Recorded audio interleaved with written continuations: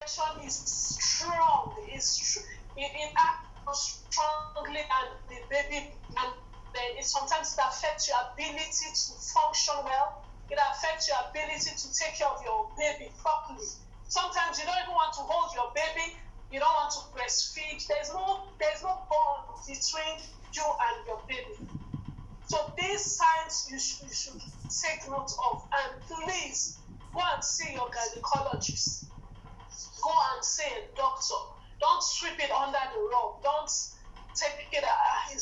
I'll get over it. I remember talking about this topic somewhere, and one of my friends was saying, how possible is it for someone to be depressed after giving birth?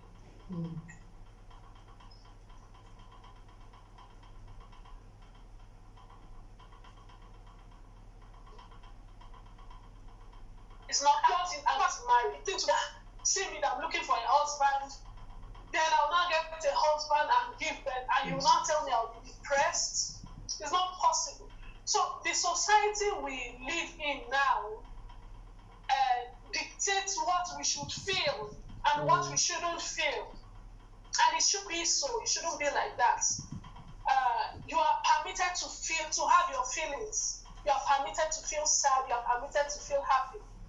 So please do not hide behind it. I know someone can come and say, see, you just gave birth. Are you the first person to give that?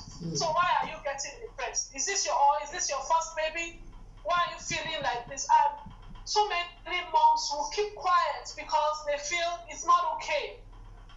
They feel they are different, and they'll keep quiet, and this will begin to eat them up. For moms, you see some moms that were so active, vibrant, all of a sudden they change and they become moody, they become sad. You see them getting angry easily. That was because they did not check what they were experiencing at an early stage. So there is the third one, which is the last one. I know there are others there. This is the postpartum psychosis. So the first one was baby blues. The second one was postpartum depression. Then we now have postpartum psychosis. Now, this is a serious mental illness, and it can affect mothers. Although it's rare, it's quite rare. But after some few months without taking action and taking proper care, it begins to affect you, affect how you think, affect how you behave. You begin to have hallucinations, you begin to have delusions. It now affects you, and you hate your child to the point of killing your child or doing something harmful. Now, when you do something, when you have reached that stage of being a danger to your baby or a danger to people around you, you need to be careful, because so many mothers have committed suicide because of this kind of issue. So many mothers have killed their children just like that. And you'll be wondering, what is it now? What happened to this woman? There are issues behind that because we did not take note of it quickly. And in our situation, in our environment, people are being shown and being laughed at when they show emotion, when they show they feel sad. You give back to, especially there are some men that you see them crying and they say, well, you are a man, you should not cry. You see a woman having crying tears of joy, and then, why are you crying? Must you cry? Can't you show your happiness without crying? So we live in a society where we shouldn't show, we are meant not to show our emotions. So many mothers will bottle up their emotions, bottle up their feelings, and become sad and angry at life and begin to do things that they are not supposed to do because they feel no one supports them. They feel they are left alone. They feel they are all on their own and they are so lonely. And at that stage, you don't need to feel that way. In fact, even me that I have a husband and I have people around me, I feel sad most times after I give birth. It's normal. You are stressed. You are tired. Your baby is not sleeping. A few days after you give birth, it has a way of affecting you because especially if you go through a very long and severe labor, and you're already tired, and they are bringing your baby to breastfeed you. You have to, as I carry this baby, I want to sleep. I want to rest. Leave me. So it's normal to have those feelings. It's normal to feel tired and not want to hold your baby. It's okay. And it's okay to express those feelings. I advise, if you have those feelings, if your partner is close to you, tell your partner, I don't feel good, I don't feel well. That's if it's a good partner. Anyway, there are some partners that are not supportive. So let's believe that. Is not supportive, then I think you keep. Let's believe that. Don't tell your partner. Okay, permit me to say that at this point, I want to tell those who are watching live, please, if you have any question, drop it in the comment section so that we pick them along the way as we go. And just to remind you, we're talking about postpartum depression. And so you've given us 3 reasons why this can occur, or the 3 forms of it: the baby blues, the postpartum depression, and you're talking about the postpartum psychosis. And so I'm wondering, what is the role of family members? You've mentioned the partners. Well, definitely. But again, besides your immediate partner or husband, so to speak, are there other expectations from other family members in terms of helping the woman get back to her normal self and get hold of herself and be able to breastfeed her baby? Yeah. The number one reason why we need people around is to help us. By the time I can remember after I gave birth, for the first few hours, I just needed to sleep. I think that was my first child. I had a long labor and had to do an emergency C-section. So by the time I came out from the ward, I was exhausted. I was tired. I just wanted to sleep. And I had not eaten because like hours. I don't eat it. In fact, they induced me twice. They told me not to.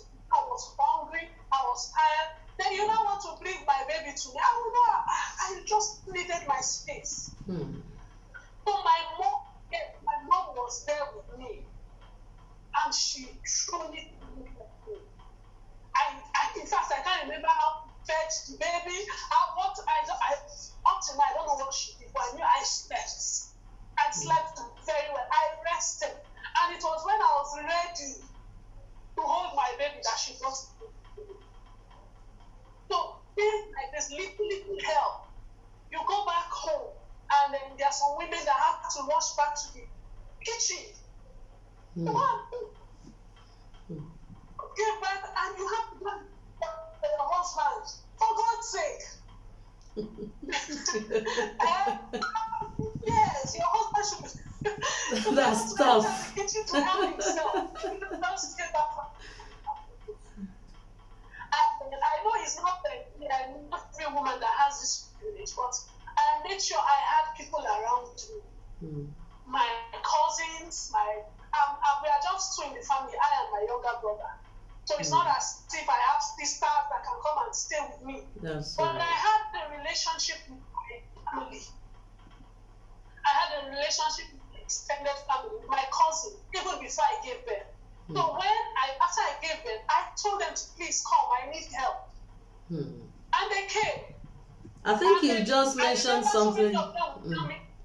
You just mentioned something that is very important now. You know, sometimes actually, some of us might be weighed down, but that ability to ask for help.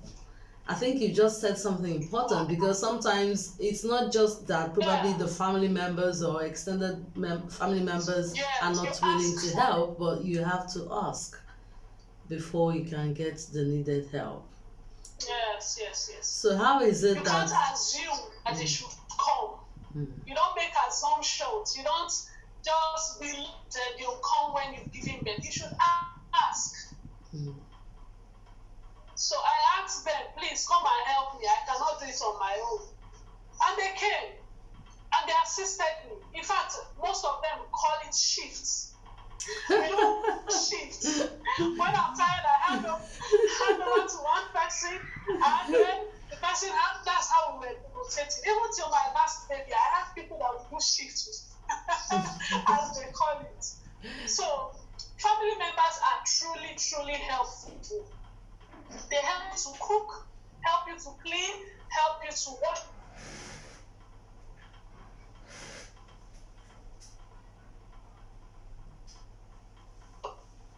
Someone that you can laugh with, and share your emotions with. There are some things you cannot stand, or you feel you are too, you are not free with your husband, but you have friends, or you have sisters, you have cousins that you have a relationship with. There's one of my senior cousins. She's older than I am, and when I feel depressed or feel anxious or feel angry, I call her. I may not call my husband to tell him that. He may be the one causing it, so I would not want to talk to him. I'll have to call someone that I can trust. Even if she doesn't have to say anything, she should just listen. And she will keep quiet and listen, and we rant. And when I finish, I say, hey, thank you. And I'll cut the call. So there are some people to support you.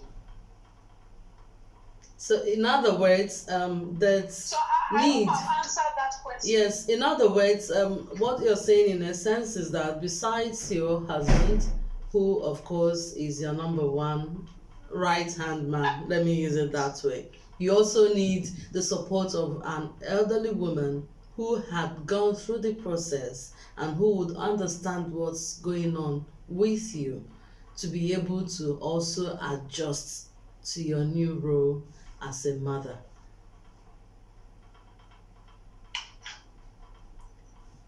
Hello? Can you repeat the question? I had elderly mother or elderly woman. Okay, so in essence, you are saying that it's very important for women to, in addition to the help of their husband, also seek out the help of elderly women who can help them, simply because they have gone through the process and they understand what's going on with you, and they can also help you to adjust to what is going on at that moment and understand how to further take better care of yourself and your newborn.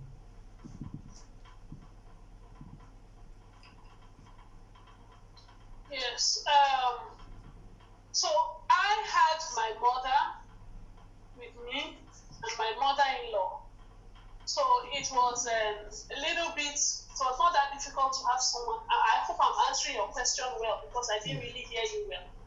It's good to have someone that is elderly around you. It's important. But there are times when our mothers don't know. Most mothers don't know that there is depression. Hope you know. Yes, it's true. That's right. That's right. But again, over it. It's not a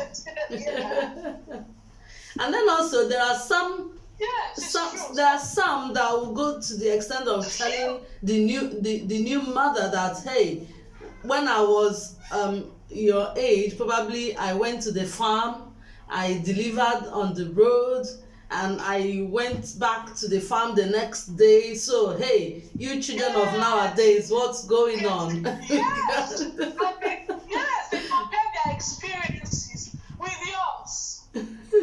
Yes. So it's true. So now it's good to have someone that is elderly. But if the person doesn't understand how you feel, I think you should close your ears towards some of the things they will say to you. It may not be encouraging, like this hot water bath.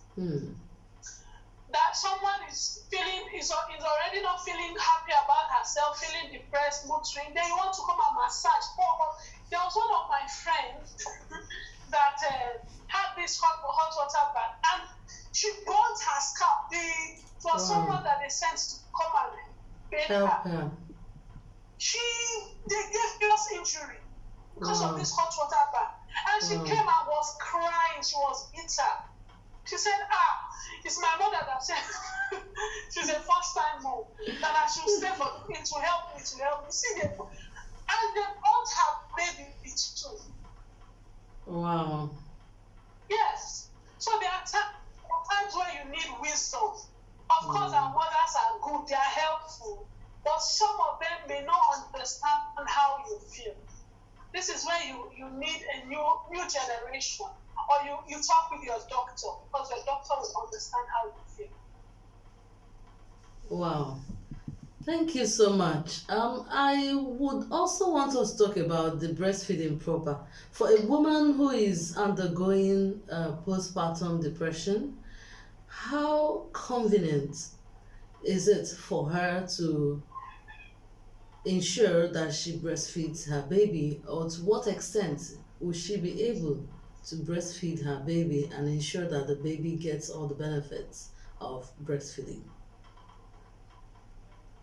Yes. Once you know that you are feeling so sad and angry and you don't want to hold your baby, that's why I said you should seek medical attention.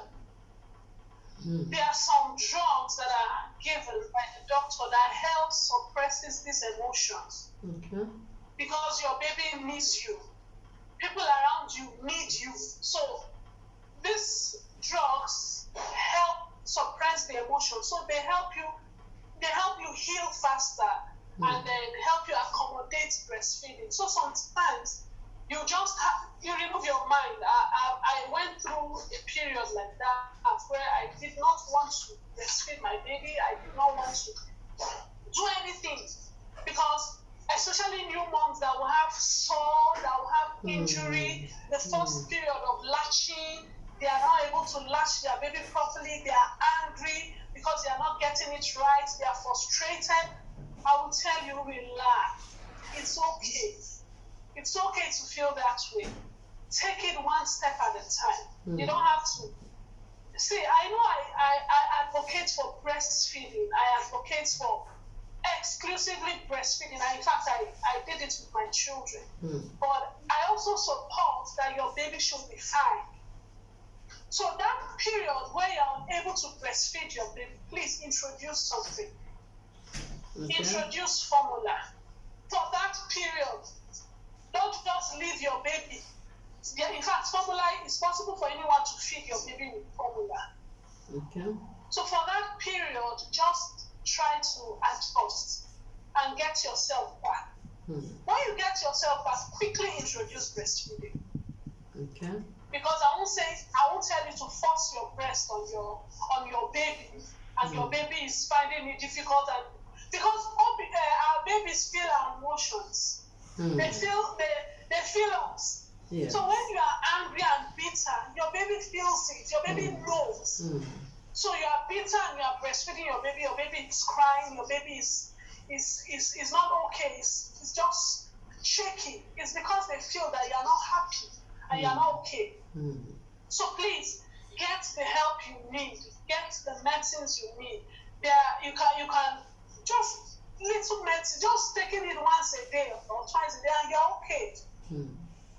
So it's advisable to seek immediate help when you notice from the first to the second month that you've not gotten better and you still feel this way. Please seek medical attention.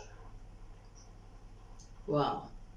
Thank you very much, Eunice, for this stimulating conversation.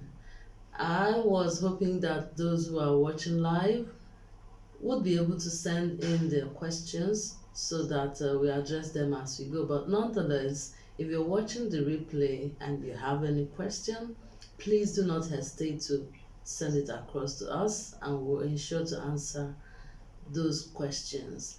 And just for us to wrap up, let's look at the benefits of breastfeeding. But of course, you've made a very important point. In as much as exclusive breastfeeding is recommended, if a woman is going through a postpartum depression, it's important for her to get the needed help. And as you said, it is also recommended that while you are seeking that help, that you should give your child formula. You should supplement with other forms of food or formula while you get better. Can you hear me now?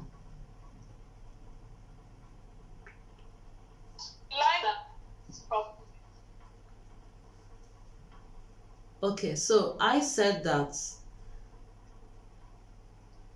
it's important for the woman to get back to herself, and you recommended that while that is ongoing, it's also recommended for the woman to give the child a supplement in form of a baby formula while she recovers from her postpartum depression, and not leave the baby just like that. And so just for us to round off, let's just recap on the benefits of breastfeeding for the mother, and of course for the baby as well, before we let you go. Okay. Breastfeeding helps the mother heal faster. It helps your womb to shrink faster. Now, when I say womb, I'm not saying stomach. But I know so many moms will say, of course, breastfeeding, my stomach is still big. No, not your stomach. Your womb. Your womb, when you breastfeed, and you're able to heal faster when you breastfeed. Another thing is it helps the bond between you and your baby. I'm not saying you don't bond when you bottle feed, but it helps. It gives you a strong bond. And breastfeeding helps you show love to your baby. It helps your love come out. So if you are depressed and you breastfeed, there are sometimes that the love, when your baby lies on, there's this particular emotion that comes.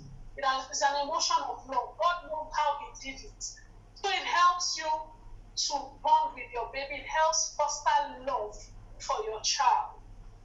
Then for the child, breastfeeding helps to stop obesity, childhood obesity, adulthood. It helps with obesity because you are giving your child the best nutrients. You are giving your child the best God-given meal, God-given food. So it helps reduce obesity in children. It also helps reduce respiratory infections. Helps avoid asthma, flu, and so many diseases. There are so many diseases that are going around. Once you breastfeed your child, it lowers their risk of getting infected with those diseases. Then another thing with breast milk, when your baby is sick, is not well, but breast milk adjusts to what your baby needs. A research was conducted of someone with flu, a baby with flu, catarrh and cough. She had taken a sample of her breast milk before the sickness. So she had not a sample now, she had stored milk kept. So this time around, when her baby was sick, she was able to express the milk. And the fat content in the milk was different from that of the ones she had expressed earlier on. So once your baby is weak, your breast milk adjusts to help your baby get better faster. So it's very needful for your baby to breastfeed. Yes. And also talking about helps, so the adjustments you mentioned, it takes my mind back. My personal observation, though, I also observed that it adjusts to the weather. So when the weather is hot, it comes out cold. When the weather is cold, it comes out warm. It's amazing. Yeah. It's yes. Okay. So it's needful to breastfeed your baby. My children that I exclusively breastfed did not have to go to the hospital those 6 months. I don't think I can remember rushing them to the hospital. My first 2 children, I exclusively breastfed them. But you see, my last one, I didn't. I was admitted in the hospital for high blood pressure. Wow. And I couldn't feed her. So they had to start giving her formula. By the time I came back home, it lost interest in breast. So I had to start pumping. In fact, I pumped all through her breastfeeding journey. Wow. But I did not exclusively, I also gave her formula. But in giving her this formula, I went to the hospital so many times for her. So I can say that breastfeeding, stay away from them. So those are some of the few importance of breastfeeding. It's good for your baby, fights infection, fights cold, and also builds up the immune system of your baby. Wow. We must say a very big thank you to you, Milky Mamas. Sorry. Let me cut you. Let me cut Go you ahead. short. I just want to give some advice to some moms that are depressed. The first thing you do is ask for help.